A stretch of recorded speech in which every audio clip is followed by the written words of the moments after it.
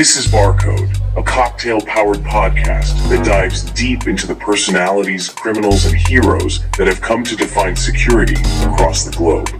Please join our host, Chris Glandon, for another wild foray into the incredible world of humans and how they intertwine with today's modern technology. We hope you enjoy today's episode.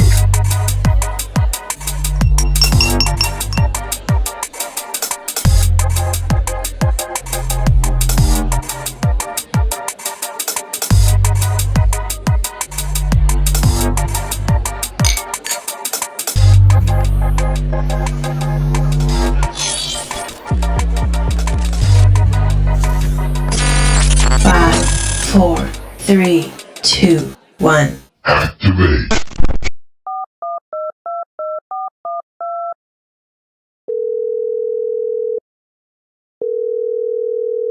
Operator, can I help you?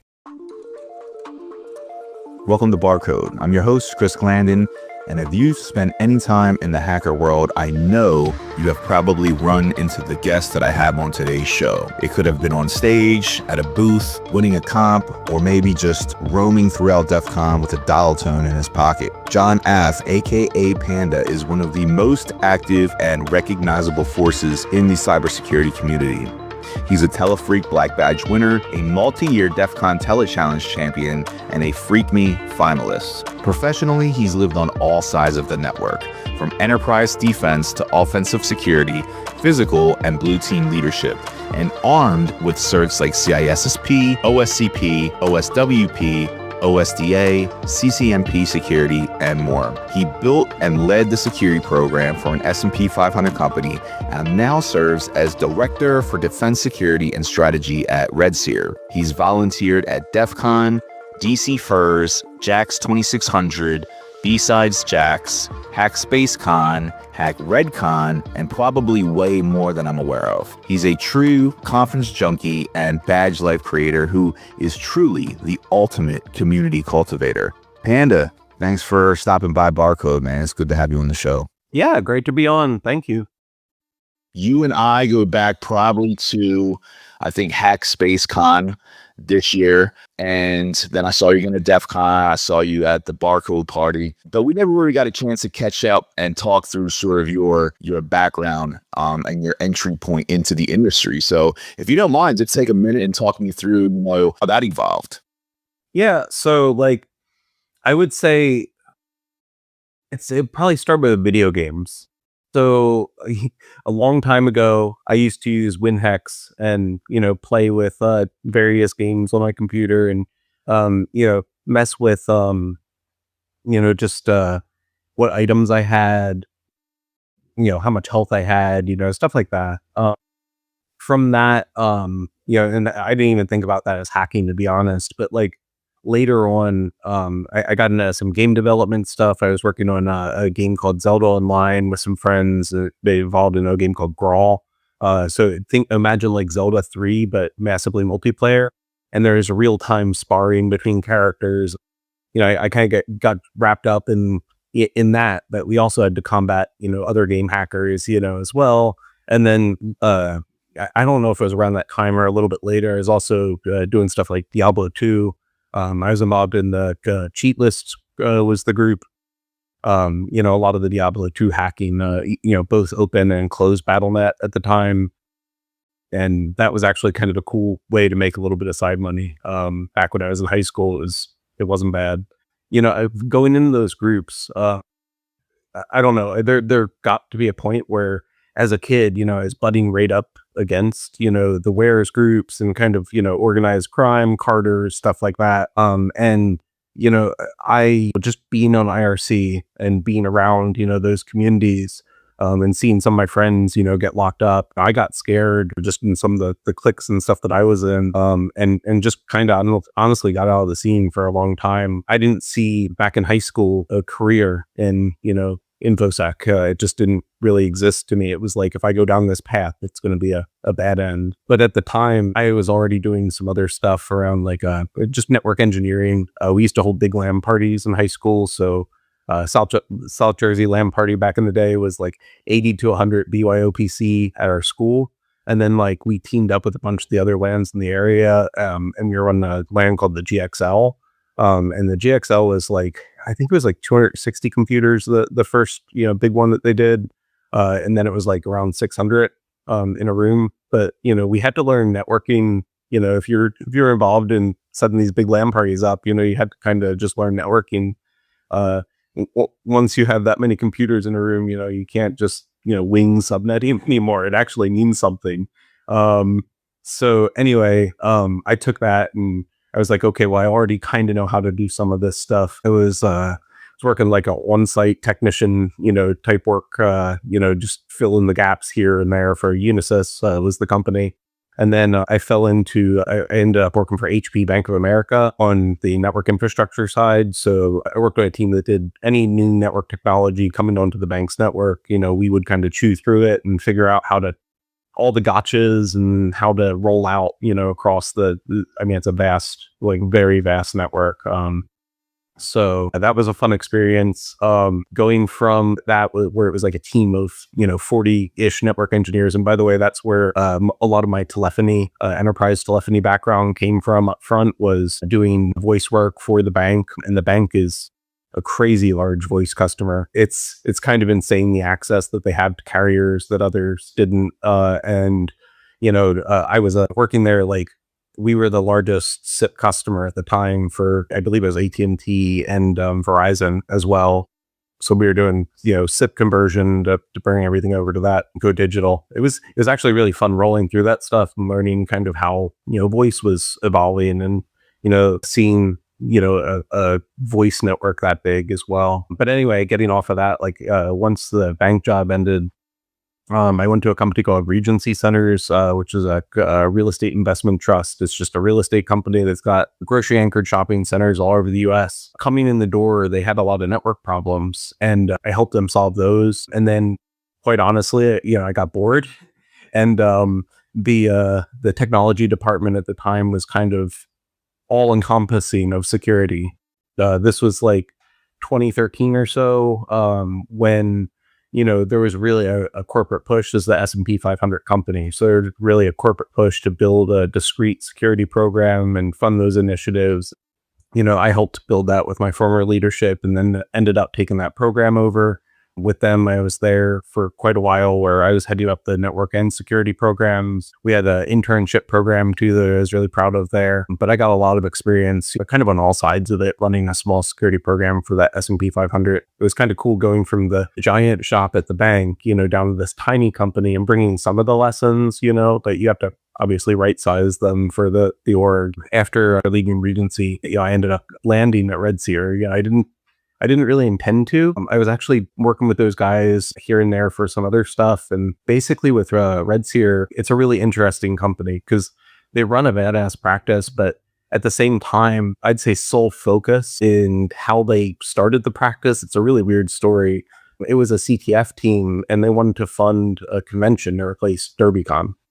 So, like their heart and soul is in the community and in conferences. And, our practice is, what funds, the things that we want to do for the community. So, it'd be really interesting to see Reds here, as it evolves. We're not super tied to pen testing specifically. So that's how I fell into their orbit, is that, I do both sides of the coin, offensive and defensive. They were asking me about, developing some defensive capabilities. I started to come in there and work on that. I've done a bunch of forensics and incident response, as well as just general, kind of onesie twosies, threat hunt this. And I've also done offensive work for them. And on the defensive side, I'm doing a tabletop coming up soon for them. There's stuff here and there, but on the offensive side, I've done some cool engagements too. I did one with the autonomous vessel testing. That was really cool to be involved in. It's interesting because, the other side of that coin now is I'm still with Reds here representing the defensive side. Right now, I'm more of a consulting, advisory role, and we're bringing more people to kind of build that defensive practice out. So, it seems to be working pretty well so far. We've got some cool clients and some pretty happy people. But on the Assura side, my friend Nick left Assura And he built the offensive practice for Assura. Assura is a pretty interesting company too. Like I'm filling his role. I'm the interim director of offensive security operations there, so I'm over their offensive practice.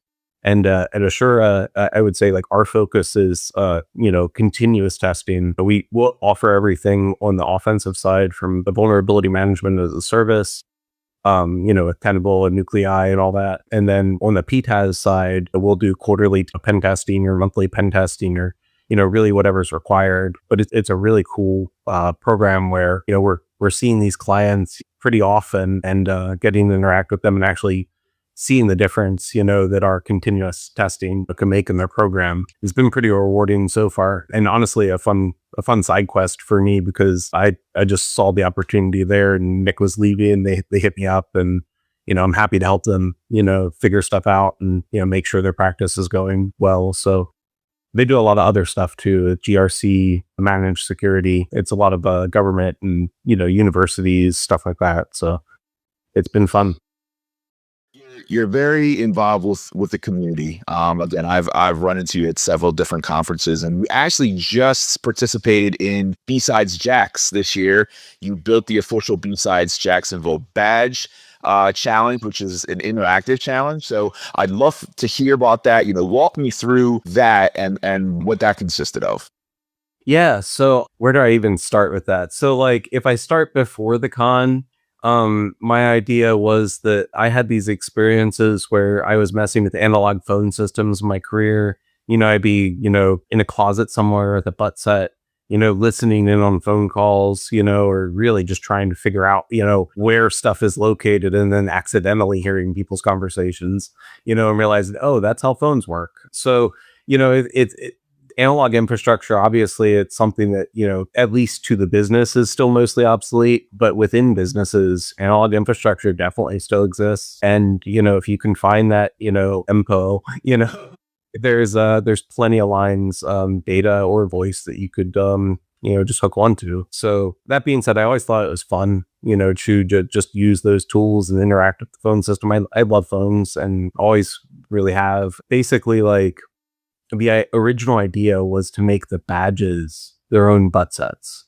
So, I wanted people to use each individual badge to do that tapping into the phone line. And then, you have to navigate this phone system literally just with an interaction on a 66 block and, and interact with the phone system different ways. It was a flag-based challenge. So there's 9 flags hidden, but you had to trick, a couple different things within the phone system.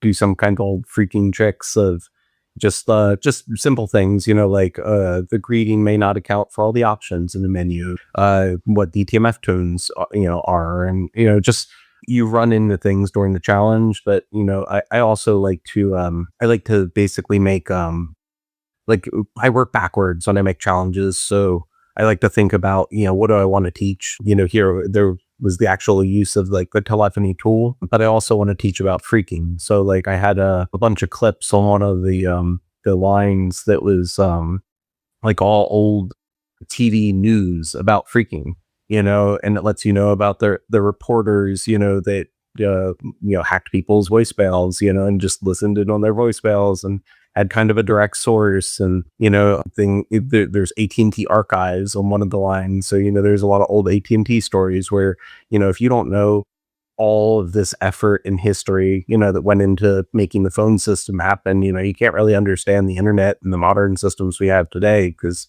the people only change so much. Anyway, I throw a lot of that into the challenge. And then I tried to make this specific challenge, a lot of the messages for community messages. That's what you were helping with, the contributions there. So half of the lines that people could tap into were literally messages from the community talking about different badges. And half of my flags ended up being like super, super personal details about those specific badges that people talked about. It was a lot of fun. And actually, the most fun thing to me, I would say, like, the variety of people who enjoyed the challenge. So, you had a test set and you were jacking in the phone lines. I had 4 different 66 blocks, and the lines were pretty well spread out. So, you could listen to calls with other people or, kind of do whatever. But, there's a ton of different people who played the challenge throughout the day. And one group of people is a family of 4 who, mom, dad, and their two sons. And I think the sons are like 6 and 8 or something, but don't quote me.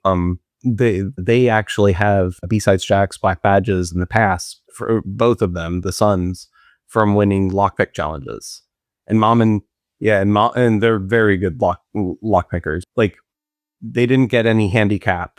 They beat all the adults fair and square multiple years in a row. They're very good. Dad's an incident responder, so they played with lockpicks since they were little kids, and it's hard to compete with that. But they've won Fox Pick, and they have black badges from me from previous years.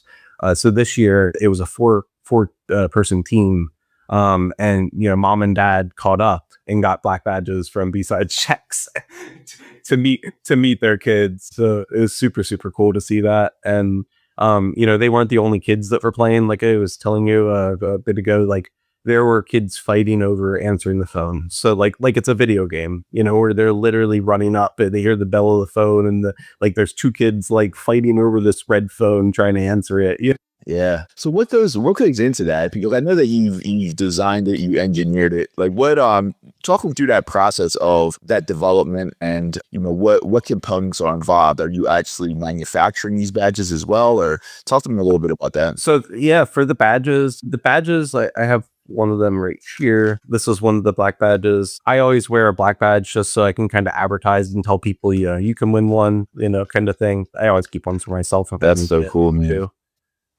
These are DTMF tones up here, by the way. You notice how there's like 4, think about this as like rows and columns, like a spreadsheet for the tones. So like, think about the dial pad. Do you know what the 4th column is? Because dial pad only has 3 columns.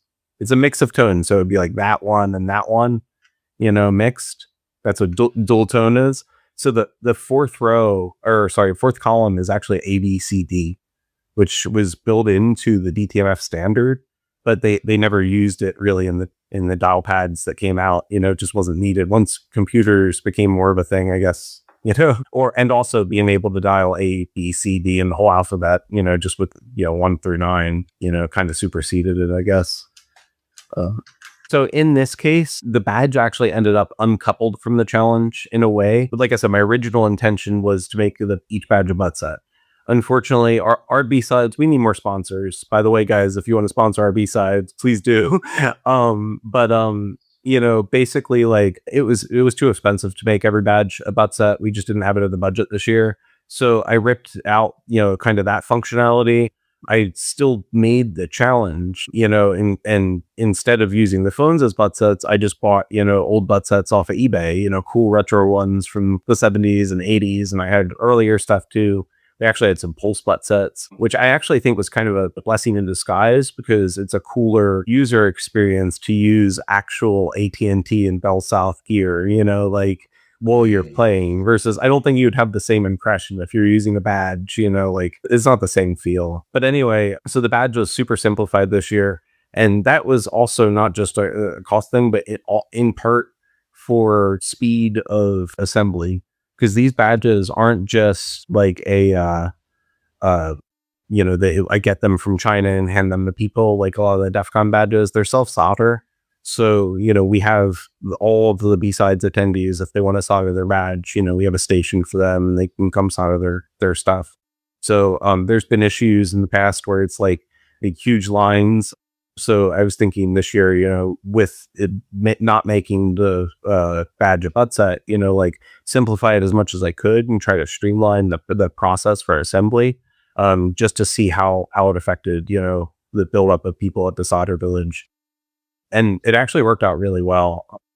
So anyway, a design process, if you're good at Photoshop, I would say, or GIMP or whatever, and you can break a piece of art, obviously design art, but, then take that and vectorize it and, break it into layers, distinct layers.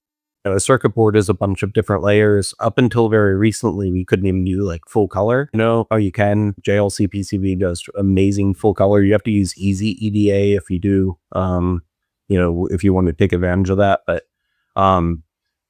being able to, because it's not the same thing as just designing a circuit to do something.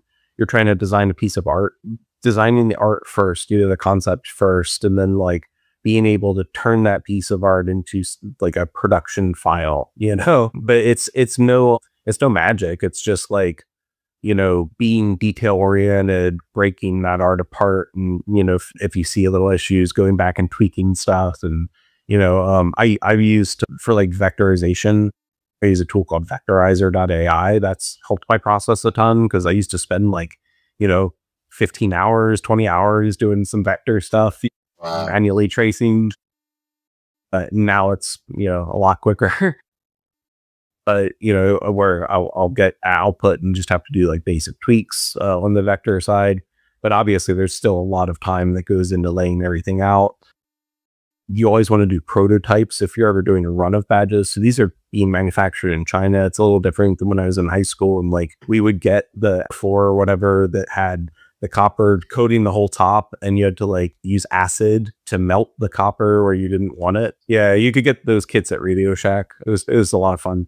Now the version of that is if you have like one of these home like laser engravers, etchers, whatever. Some of those are powerful enough to blast copper off of these boards. You just do that. You can design it, and it's going to be raw copper on the board, but it's a good step for prototyping if you're just trying to make sure stuff works.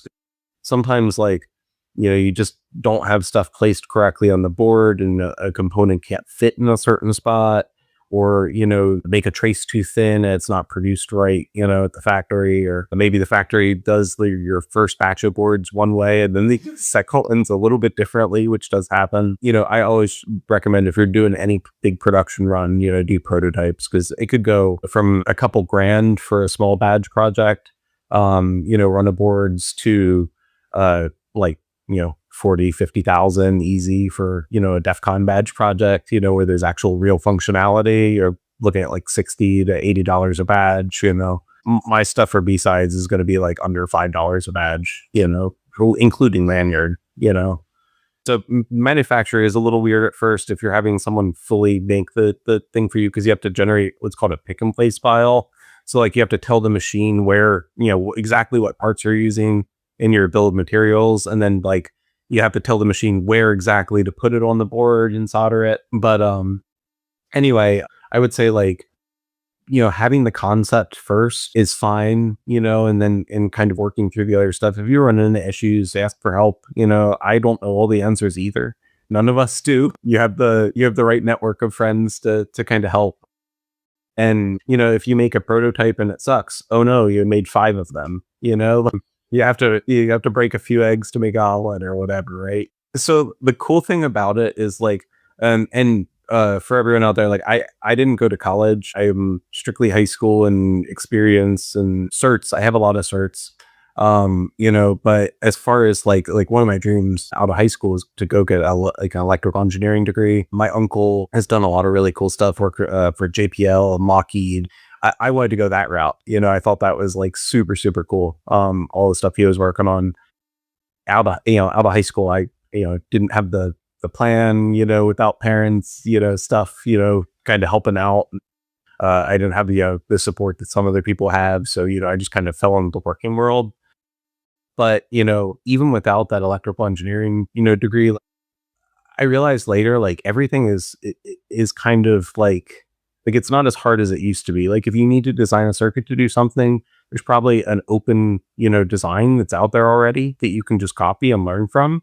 And if you really do need to hire an electrical engineer to tell you about how to build some specific power circuit or whatever, then do that and learn from them, where you need it. But like everything really is like a block. You build what's called a block diagram. So, you take your functionality and you break that apart and you go like, okay, I need a sensor and I need an LED or however many LEDs, and I need a chip to power that stuff, and a battery and a charging circuit. But you break it all apart by functionality, and then you just go look for things to like do those things. And then it's literally just like connecting the dots. And I mean that like not figuratively. It's like in the EDA program, like, or, KiCad, like you're going to put those components on the board and then like connect those components. Once you get into that flow, it's not so bad. And, you'll definitely like mess up, but it's part of the learning experience, and like you will figure it out. It's not that bad to do. No, and I love that theory that even goes beyond badge building, just having that, that end concept in mind and just working backwards, because I think that for me becomes easier. Like, it's like, all right, I have a vision of what I want this to look like. Now let's break it down into components and see how we can make that work. Yeah. And if you have to make compromises, you can, but that comes later, like once you can't do the thing by that deadline, or, you don't have enough money or whatever, you just take that into account and figure it out, but I guarantee you're gonna, if you build it, you're going to learn something, So, I want to go back to something you just mentioned about, your experience playing a lot into the expertise that you have today. And again, I saw, your cert list. Your cert list is stacked, right? From CISSP, OSCP, OSWP, and it goes on and on and on. From those certs, I guess which one do you feel helped you level up the most? Yeah, I would say, like, personally, at least, granted, every cert that I have helped me at that point in my career.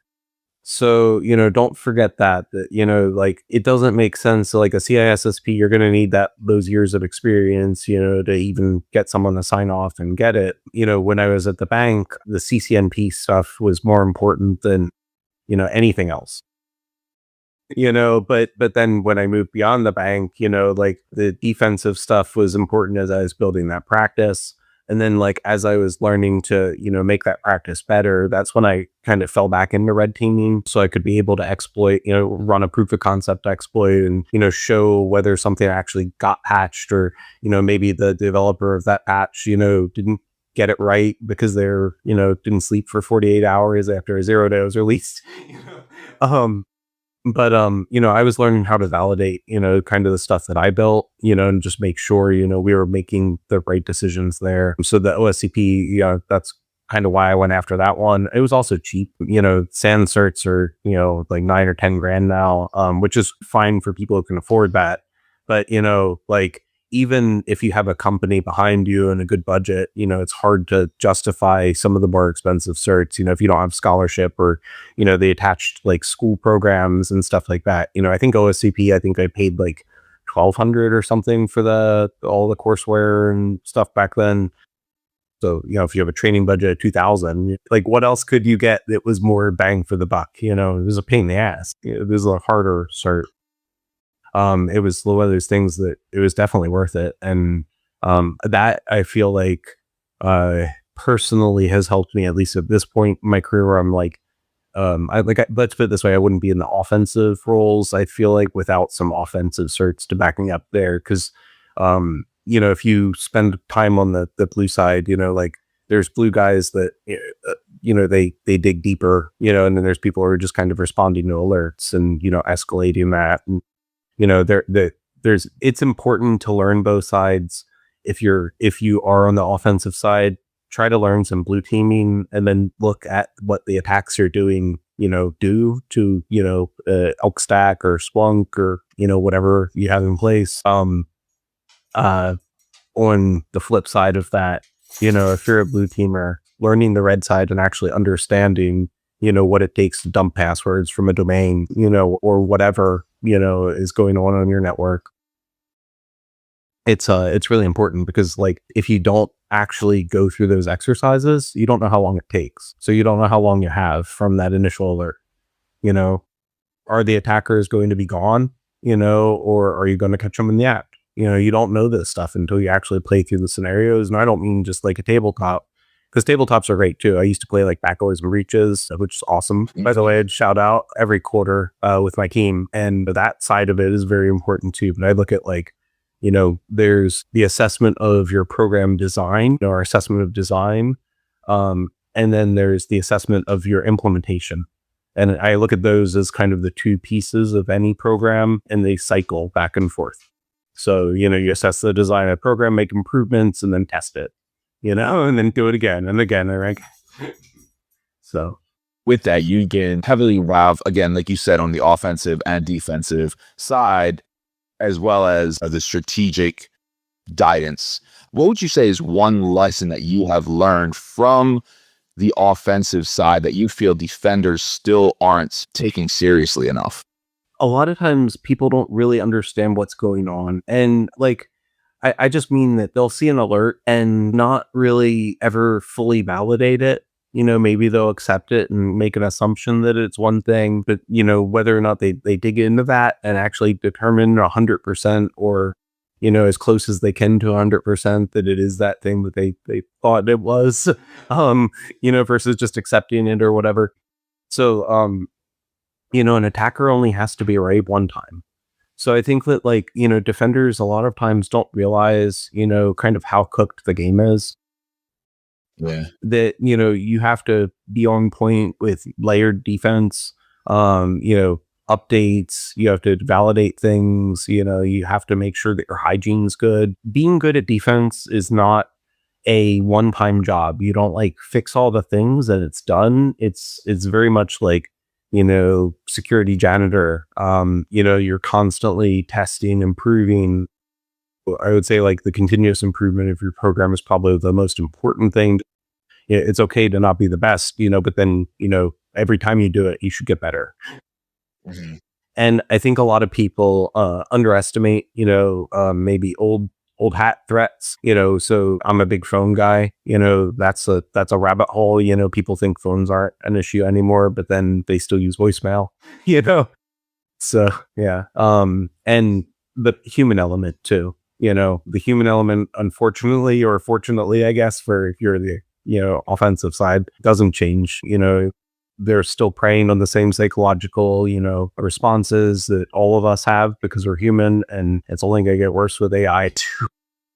At DEF CON 33, which was just this last August, I want to talk about the TeleChallenge contest. Sure. Yeah. And Team Foxbox Down Services. Did I get that right? Yeah. You did, yeah. Which I hear is a real problem for anyone else on that scoreboard. So you actually won the comp. Talk to me a little bit about that, because I wasn't there for that. I want to know what that experience was like, and then what made your team so effective in that.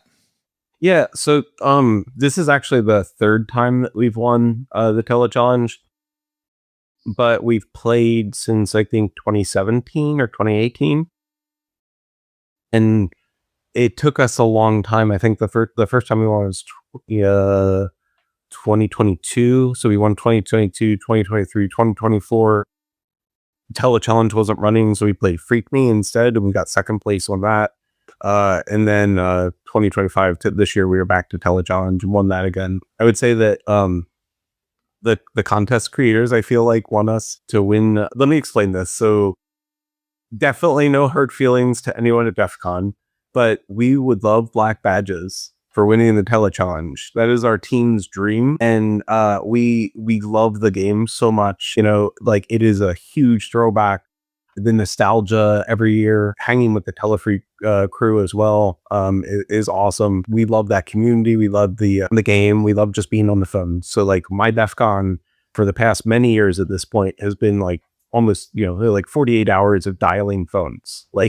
That's not an exaggeration. A team of 5 people continuously dialing phones. We bring a PDX in a flight case. We have a SIP trunk that has sequential DIDs that we dial from. We have yelling, phones, but it's funny too, because actually the contest creators, they have teased us about us automating things or being really good at automation or whatever. But this red phone behind me is actually, the one time they were teasing us about that, I was playing on ATA with the red phone the entire time. I didn't even use the digital phone. I didn't even have a redial, because I don't like playing with redial and stuff like that if I can help it, because then the numbers will imprint in my brain and I'll remember them for a month or so after. it's just it's a lot more personal, if you have to remember the number to dial it. I don't know if I'm sure you remember that those days, but it's different now from cell phones. It's like just a nice nostalgic feeling. But anyway, the stuff that my team does it's not magic. If you're really curious to win the TeleChallenge, and please come play. And basically, like, the phone system helps normal phone system features. It doesn't have to be anything scripted or magical or like secret saucy, I guess. Like just being able to transfer calls and put calls on hold and record calls and basic stuff that a phone system already does is super useful. So that's helped us a lot. But also our team is really well organized at this point. We kind of know what we're doing. If we get into these IBRs, we know how to map them out. We know kind of the hardest part of the TeleChallenge is we don't know the game or the goal of the game or even what game the game is until you get into it. So like they don't advertise themselves as TeleChallenge. They always advertise under some other kind of name, like Fona or, whatever they want to sit up at in the contest area now. At least they're in the contest area now, because when we first started playing, they could be anywhere. And it was like they had a red carpet the one year with the Red Sea cruises. Like they hired a bunch of like bikini, like coconut bikini, like Hawaiian, girls, and they had the lays, and they'd have you walk down the red carpet and give you like a pamphlet for a free cruise, a postcard. And like you call the number to win a free cruise or whatever. And that was the entry to the challenge. So like that's so cool though. Yeah, totally. Anyway, that game actually, if you guys are curious, is on YouTube. The 2018 TeleChallenge walkthrough. Please go watch it if you're curious about the game, because you'll get a better sense. That's cool, man. Anyway, did you ever set up a payphone in the corner and just like, out of curiosity, just someone's going to go to the payphone and pick it up and see if there's a dial tone? I walked by one the other day. They still exist. That's cool. Yeah, I wanted to do one of B-Sides Jack's. It wasn't in the budget this year, but it would definitely be cool to do. One of my buddies that has done TeleChallenge stuff with us at DEF CON has done RF payphone to payphone, and he actually has like chest harnesses that he mounts the payphone to walk around in fursuit, with the payphone on his chest. So that's a lot of fun. Whether it was in a comp or not in a comp, what would you say was like the most like off the wall or unexpected situation that you've encountered? My favorite game was 3 years ago, and it was I think only us and one other team really got that, like, to see the kind of the full scope of what was going on. But there was a fictional company called Fona, and they were a company developing something called the Phonaverse. It's like the metaverse, but because that was the big trend back then. And in the Phonaverse, like, it was a phone-based, text-based RPG. So think like Zork, but like over the phone. So there is a whole huge section of the game that like us and one other team pretty much, we were the only ones that got exposed to like the decent amount of it. It was the coolest thing I've probably ever done at DEF CON. It was just like nostalgia, of being able to use the phone, but like also of those old text-based RPGs. I used to play Muds and Mucks, and, having the phone up against my ear, my eyes were closed. Because you're listening to the description of the room. It'd be like you were in a corporate lobby. There's the scent of, stale flowers and pizza in the air, or whatever, like, but it explains the room, over voice. And then like you have your north, west, south, east, and kind of commands of 2, 4, 6, 8. Yeah, you can use items. Like, it was just such a cool vibe. There was a thing, and granted, the TeleChallenge is like made to drive people crazy, so don't feel bad if you go crazy playing it. But there was a section in there where like you would go outside and you would almost immediately get eaten by a grue. So that was a pretty rough spot there.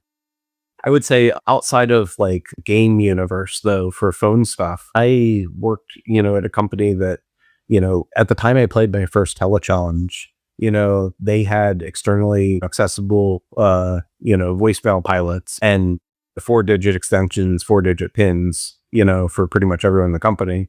And after I played my first TeleChallenge, like I got back to that company and I ended up migrating them to a different phone system at MFA on the voicemails.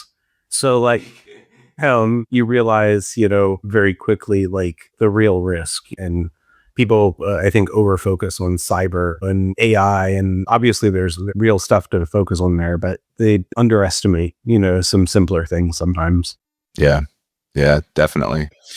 So you also run Comms for All and founded Jack's Mesh, pushing LoRa, MeshTastic, and long-range communication forward. For people that may be unfamiliar with that, could you explain what LoRa and MeshTastic is, and then also what real-world problems is that tech poised to solve? Yeah. So this is a MeshTastic node. This is ePaper HealthTech node. This one's probably dead because it's been in my backpack for a while.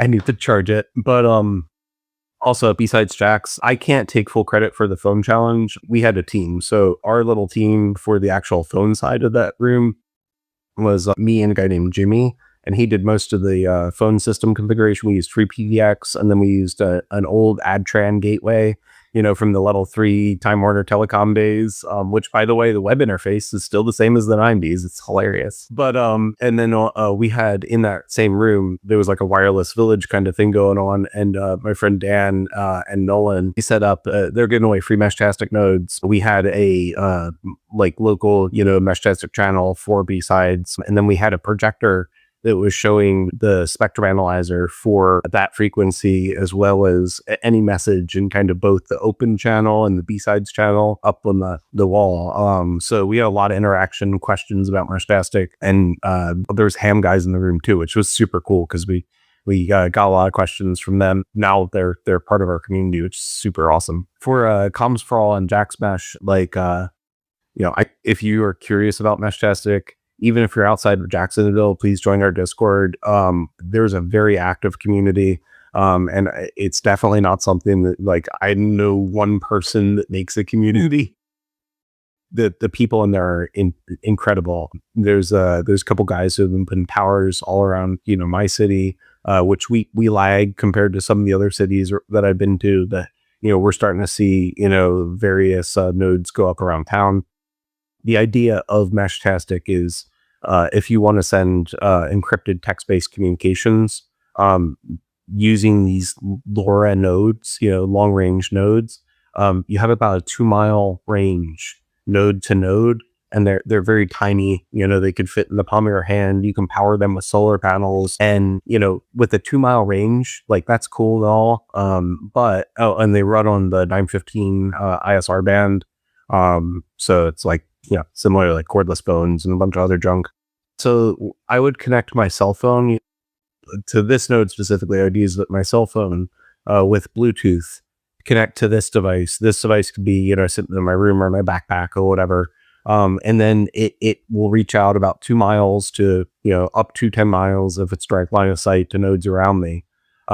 And then, beyond that, basically running MeshTastic. MeshTastic is an open source. So, by the way, LoRa, long range, basically method of transmitting data. It's a proprietary modulation technique. It allows you to chirp the data, so it's more resilient to interference, and you can use lower power devices to get longer range out of it. Now, that's a proprietary technology that's actually owned by, I think it's like Semtech is the company. Don't quote me. Like, basically the MeshTastic is an open source firmware that you can load onto these LoRa radios.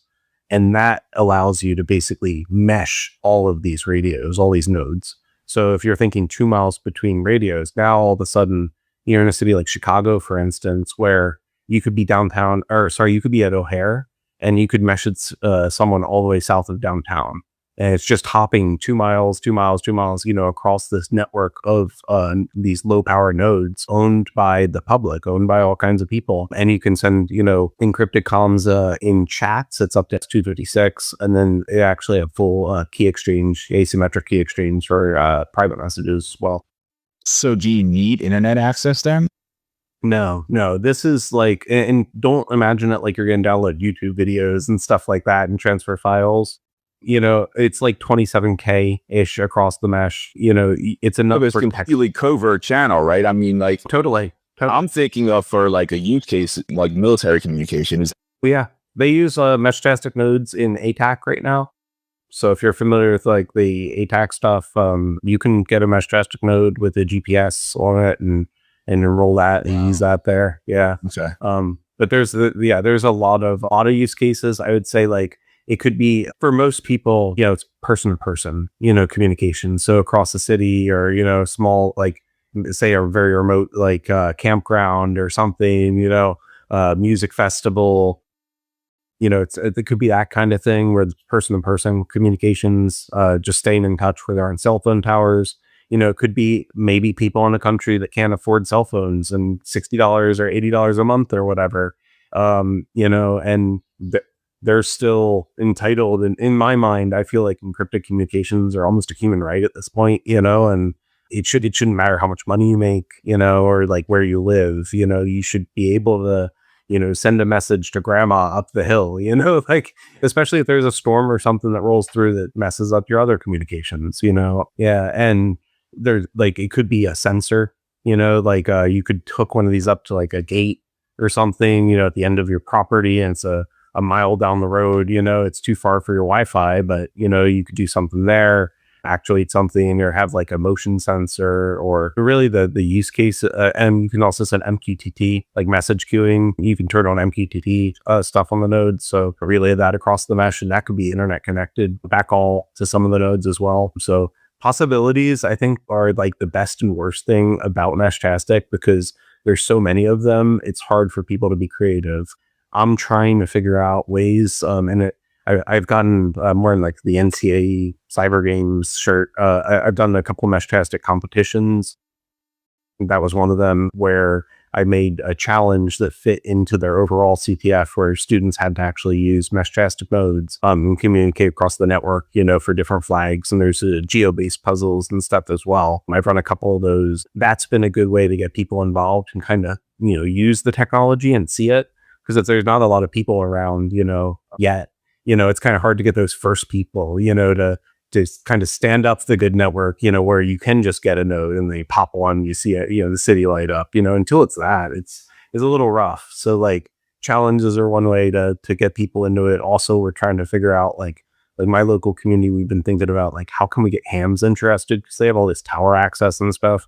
Maybe there's a way where we can get some kind of off-grid like ham station monitoring. So if their tower goes down, if their repeater goes down, that they can see the status over MeshTastic or something, but like give them a reason to have it up there, not just, hey, here's something, can you put it up there? It's Yeah. And another use case is sort of walking through DEF CON, right? Just having that point of communication in an environment where you need to be secure. That's how I got addicted, honestly. Well, the first year it was really bad. I got a node that, this was all through DC Darknet NG. So Gator, I blame him for getting me addicted to MeshTastic. He's awesome. But, the first year that I played with it, it was a DIY badge that was, I think, a Helltech V2. And the MeshTastic code back then had never supported anything as big as DEF CON. And it just crashed hard. So like the first day of DEF CON, like my device, like it crashed so hard that like it comes up as soon as I boot it up. Like if I power it up today and I never reflashed it because it's kind of a cool memory thing, like it will come on, it'll flash a bunch of messages real quick. And the last one of those messages, like, oh, we have 111 nodes, and then like it hard freezes and won't respond to Bluetooth or anything. It's like, we broke it that bad at DEF CON, and it's a good memory, but it really just didn't work. The largest network in the world, back then, I think it was like Minneapolis or something. It was like 80 nodes, and then all of a sudden we had like 400 plus, at DEF CON, and it just wasn't made for that. Now the cool thing about MeshTastic is the devs took notice, and I believe that Darknet was actually working with some of the devs and giving them feedback, and like working alongside DEF CON, they redeveloped a lot of their routing protocol and their app. And the next year at DEF CON, we had like 1,000 nodes with barely any issue. And to see it rock solid, that's when it became for me, like, I have to grow the network and spread the word, because like, once you see that the technology works and, it can be this thing that, could really help people. I don't know. that's when I was like, I'm on board. I actually did a ShowerCon talk that DEF CON Telefreak just to spread the word. I was so excited about it because it's just like, wow, this is crazy. Like you could see every one of these nodes on the strip, and DEF CON like lit up the entire strip, and we were communicating with people all the way down at Black Hat, area, like it was awesome. And what I really love about when you're at DEF CON specifically is if anyone has a question or they're curious about how this works, I mean, you're super approachable. You're not hard to find. You have a Panda suit on, walking down the street in Vegas, which I saw you at the social engineering in my suit, I think. yeah, I did get to be there. So like basically for furries, by the way, like their persona is just, a part of them. Sometimes like a lot of us have like imposter syndrome or whatever else, in the InfoSec community. I feel like a lot of furries, make kind of who they want to be, and kind of in their persona, maybe qualities that they aspire to have or whatever else, like, but a lot of times, when you put on a costume, they got I don't maybe come off as shy to a lot of people, but I actually am pretty shy. And like, I definitely do not have that gene, as soon as I get in the costume. And that's the case for a lot of people. For furries, I feel like, it's like there's a lot of furs, and I was one of them who was like kind of afraid to be myself. And I did this separation of like personal and professional. And at DEF CON, long time ago at this point, I think it was 2018, maybe. Yeah, it was 2018 or 2017. Like I ended up, my first DEF CON was like really crazy. I ended up like going there on a whim, like a month before the con, kind of planning. A friend of mine was like, "Hey, are you going?" I was like, oh, thinking in my head already the reasons that I couldn't go because I'm in Florida. It's a long way. I don't have a room. I don't have a flight. The tickets are expensive, whatever. Every reason in the world. And he's like, oh, like before I could even say anything, he's like, oh, I have a companion pass with like Southwest. You could fly with me. And then like another buddy was like, oh, my work's paying for a hotel. Like you could stay with me. And then like, it just all kind of clicked into place. My first DEF CON, I was really thankful for those people, helping me get out there. And by the way, there's a lot of opportunities where people in the community will help you get out there because it is such an impactful thing, work does pick up the tab, a lot of times. So, definitely talk to people, they might also be out there training or whatever else. If you can help QA their course or, help with a talk, or whatever else, there's a lot of opportunities to get out there. But anyway, yeah. I ended up, I made badges for DEF CON Furs like chat because we were just like a chat back then, I guess. And we had this chat where like all the furries who were going to DEF CON kind of hung out there. And at DEF CON, it was really just like a bar thing. People would go hang out at the bar and then be themselves. They're in sessions all day being professional adults. And then they go, put on their ears or tails or whatever and go hang out at the bar and, be a little more animal. That we used to joke back then that there was going to be like we'll go to the fursuit parade to closing ceremonies, like that was like a joke because it wasn't a thing. But that year, so I was making these badges for my friends, like a small group of friends with our chat thing on it. And my other buddy who was running the chat, Aloe, he's like, hey, could you make like 80 more of those? And we ended up having a partnership with QueerCon that year. And I made badges with Soatok, who's, by the way, an amazing cryptographer. If you haven't heard of him, he's awesome. he definitely future guest potential. He's got a blog, SOATOK, but he made the crypto challenge for the original DEF CON Furs badge. And I produced the badge itself. Actually, I have them here. Not that it's anything fancy compared to our badges now, but it was a stainless steel bottle opener. And then my buddy put a sticker on it, but this is one of 6 unique badge backs. And there's a crypto challenge that you had to kind of get all the badge backs to go after. And I don't even know if it was ever solved. Soatok is really smart. And I think he made a challenge that's like at his level. So it was very hard, especially with like the 6 badge facts, because the idea was to bring people together, but like it became really hard at a party, to locate all the badge facts and figure that out. So yeah. But anyway, the following year, I have some of the other badges. So like This is like Wrench Fox. I don't know if you've seen this. Seeing that, I love that one. Yeah. So that was the year after. So, like we turned into from a chat into this bigger thing. I remember, oh gosh, that year, I think, it was Vice Motherboard or whatever. Oh my gosh. If you have a couple minutes, I'll tell you that story. Are you good? But yeah, I'm good. Yeah. So dude, like that was a crazy night. So basically we were talking about separating like personal, professional kind of stuff. Well, back then, a lot of furries were really scared to do that at DEF CON. There wasn't a lot of people out in fursuit or openly furry, especially if they're wearing their company swag. And there's just like a pressure to be professional still. Like after the experience I'm about to tell you about, like I made it a little bit of my mission and whatnot to help break that. And not just for myself, but for other people. I want to always encourage other people to be themselves, no matter what, that looks like. So this is, I think it was actually that same DEF CON with those badges and stuff. Yeah. Basically, there's a Florida Man party, and the Florida Man, I had gone to B-sides in Florida, multiple ones at that point. I was kind of already in the security community here. That's how I kind of knew the friends I ended up going to DEF CON with. And basically, like, I knew someone like from this Florida Man party, Jonathan Singer, and I ended up going to like I was professional, I just knew him like as professional person, and then I ended up going to DEF CON. I went to the Florida Man party. And like, I was, my normal, self, or whatever, professional. And then later on in the night, him and a bunch of other DEF CON SOC goons, were coming up to us, and we were in fursuit. And it was like me and like 4 or 5 of my buddies in costume.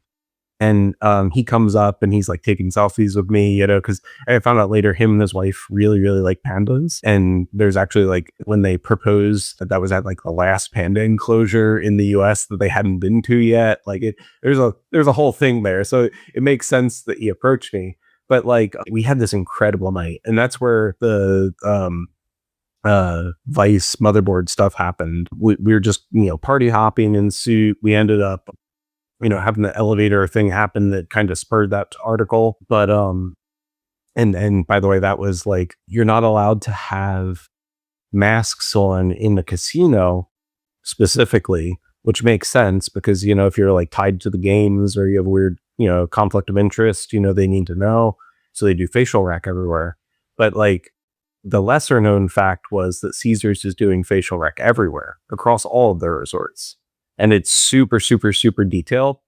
And by wearing our fursuits, even though we never went on the casino floor, walking through the hotel properties, they got uncomfortable because they had no idea who we were.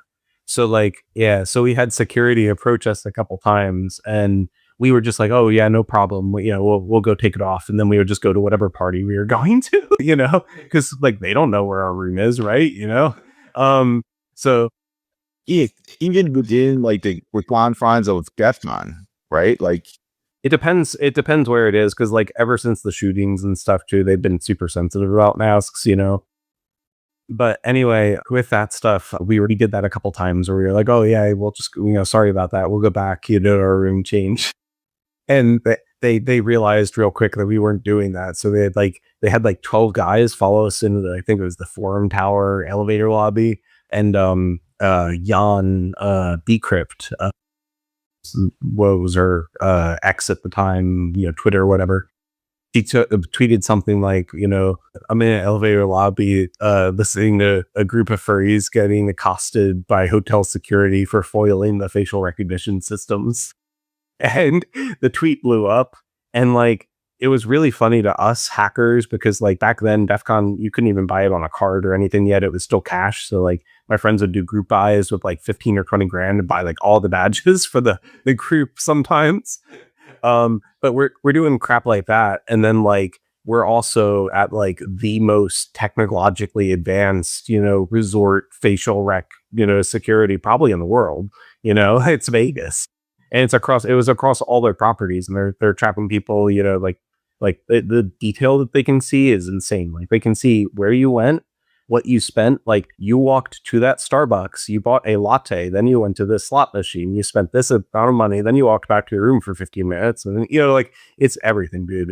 But the irony that not only was DEF CON taking place in that world now, but furries somehow had broken the system and were now the true counterculture people that have taken back the privacy in the dystopian future. So like there are a lot of tweets like, oh, if you want privacy in dystopian future, just become a furry or whatever.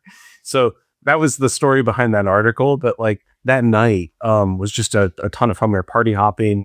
On Singer, I was selling Mr. Robot badges out of his backpack. So like we'd go to a party, then hop to the room across the way, and like, there'd be a line of people down the hall, and he'd be just selling badges out of a couple backpacks or whatever. And then like I'd be, in my Panda costume on the bed, like rolling around in like 20 or 30 grand of badge money.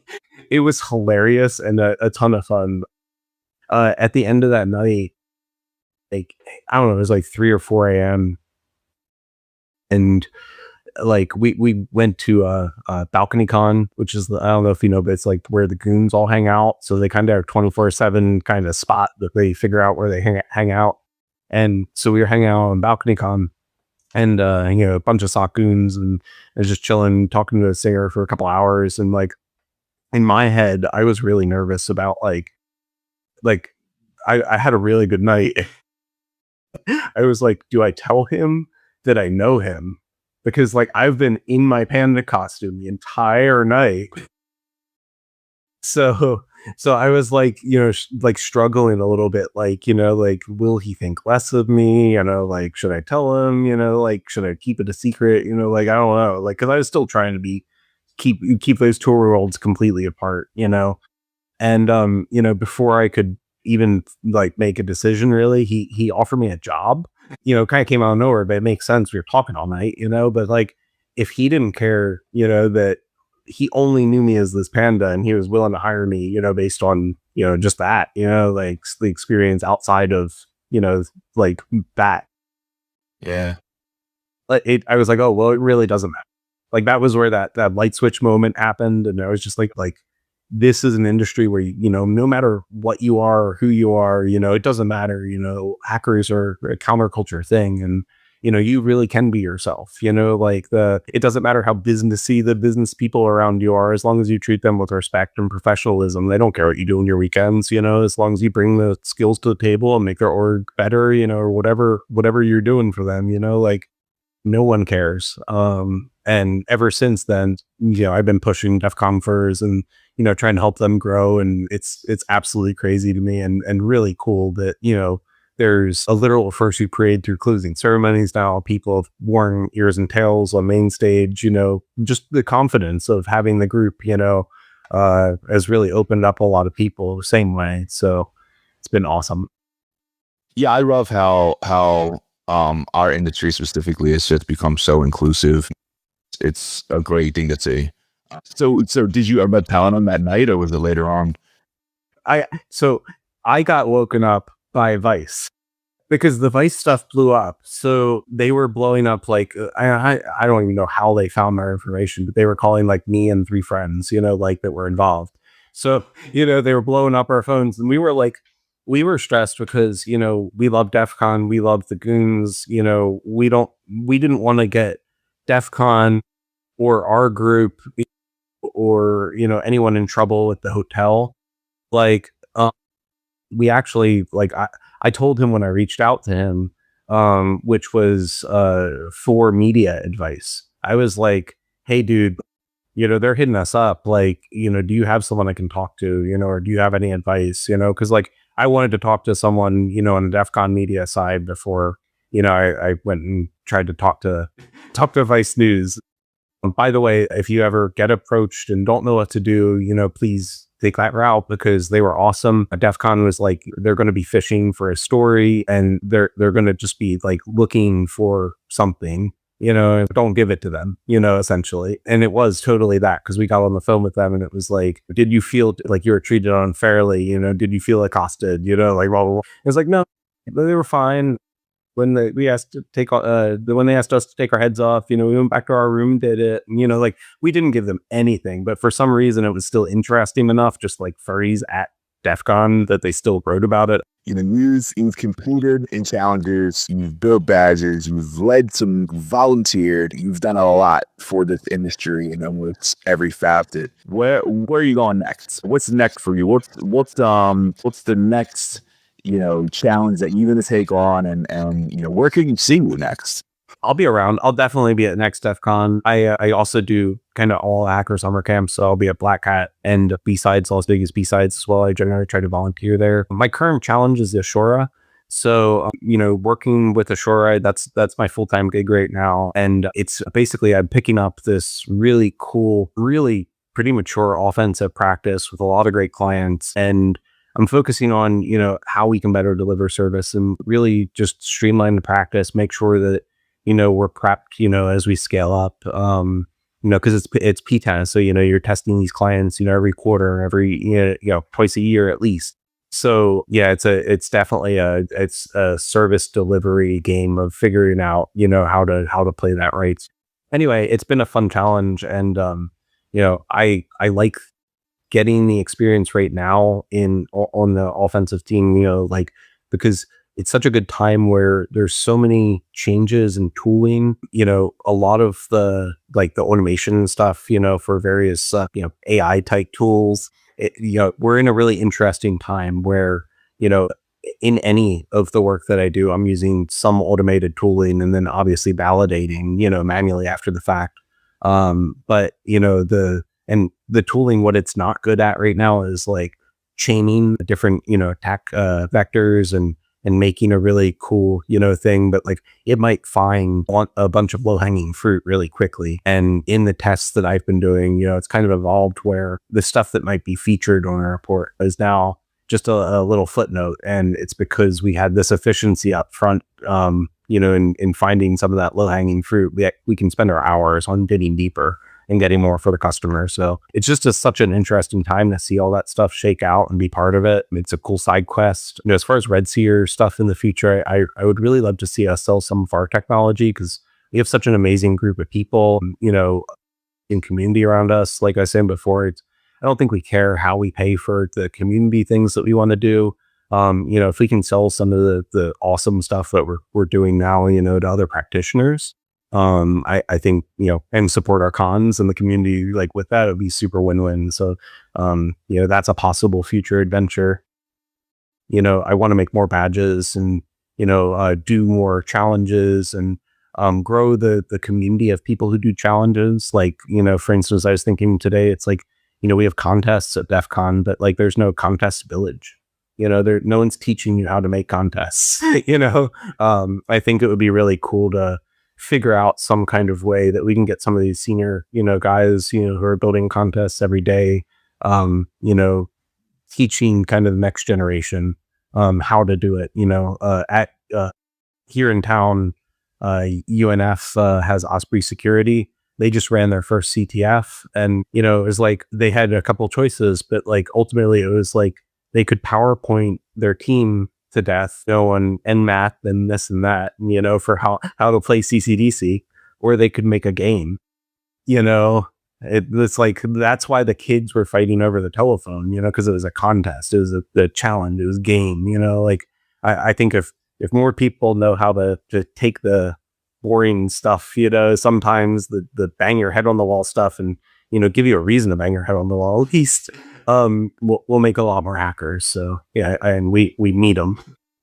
For folks that are interested in, the companies that you represent, or even yourself individually, where would they go to connect with you online? Yeah, so I'm mainly on LinkedIn, and my in code or whatever is John and Jax, JOHNINJAX. But as far as the companies, it's redseersecurity.com and assuraincorporated.com. So ASSURAINC.com. And then my group, so my company, which by the way, I'll sell you radios happily or donate radios to the community for you, but you can also make your own, no pressure. Don't feel like you have to buy stuff from me. Comsforall.com is that initiative. And that's actually who I kind of do my CTFs and stuff through. That's my little LLC, not just for selling radios, but giving radios out to the community, hosting contests, stuff like that. And then The flip side of that, it's the same Discord chat, is Jack's Mesh, and we're holding monthly meetings here in Jacksonville, Florida, and Avondale. It's the first Monday of every month is Mesh Monday. And I'm kind of I'm very busy lately, but I'm actively working on some open source software for the Mesh community. So I'm sure there will be cool projects that come out of that. So yeah, please check out stuff, join the community. We all stand on the shoulders of giants, I don't try to recreate the wheel, like with my community, for instance, for Jack's Mesh.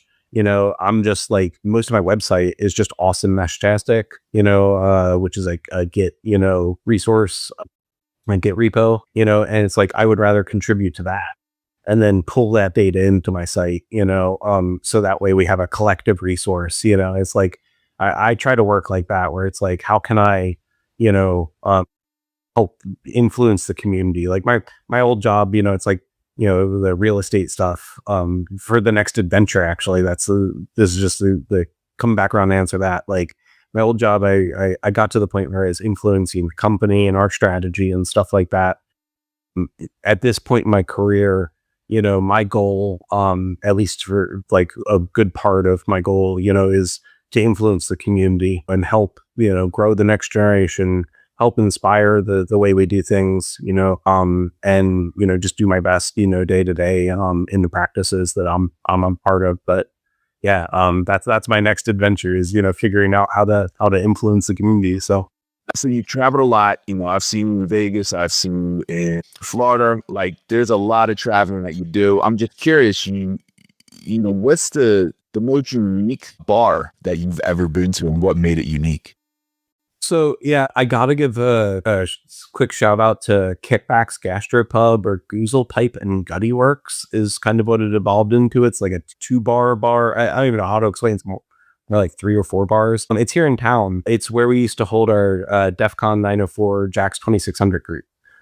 We've since moved on. We're at Silver Cow now, which is another kind of cool, chill nearby bar, which has a disco light and a phone in the bathroom, like an old school rotary phone. So they're pretty cool. They get props for that, but it's nothing super fancy. Outside of that, like, do you know Please Don't Tell in New York? That was a cool one. I thought that was awesome. And then, like, just as a general event venue, like, I love Area 15 and what they do out there in Vegas, like Meow Wolf or whatever, they even have a phone-based challenge throughout there. But I was out there for the Google party, for instance, this year, and like they had headsets turn like red, blue, or green, depending when you hit the button, it'll just change color, and it connects to a different audio track. Normally those audio tracks are used for like like different songs. You have different DJs in the same club, so you get people on the dance floor dancing different stuff, but like Google uses them for their talks. So it's like the opposite of most stuff where you have to separate the track rooms and stuff. The people who are listening to the talks have headphones on. And if you want to be social, you just put the headphones around your neck or pull one ear off and, blab or whatever, but you're not worried about like being loud and interrupting people, and they have the 3 talks. So you just hit the button on the side and it can flip to the 3 different talks that are in different parts of the venue. And you can hear any one of them from any spot in the venue at any given time. You just, aren't going to see it because it's not line of sight.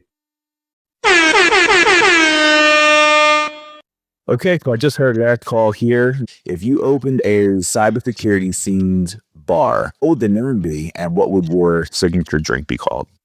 Dude, I would have to franchise Cyberdelia from Hackers, like straight up. That is like a dream, like to have a cool, like that level of cool for a hacker hangout, rape and maybe get Razor and Blade to chill in the back room, because back then hackers actually had like flavor. They weren't like, oh, I'm going to wear this black hoodie. Like, when did like the world start thinking that's what every hacker looks like? Obviously we go to DEF CON and that's not the case, but we need to take it back, and show the world that, hackers are counterculture and cool and, different than just black hoodies. Yeah.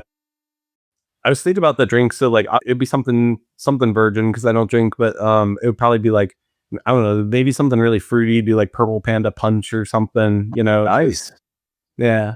I like that. That's a good mocktail. Right? I love it. Well, Panda, thanks so much for stopping by and taking the time to talk to us. Take care. Sounds great. Have a great one.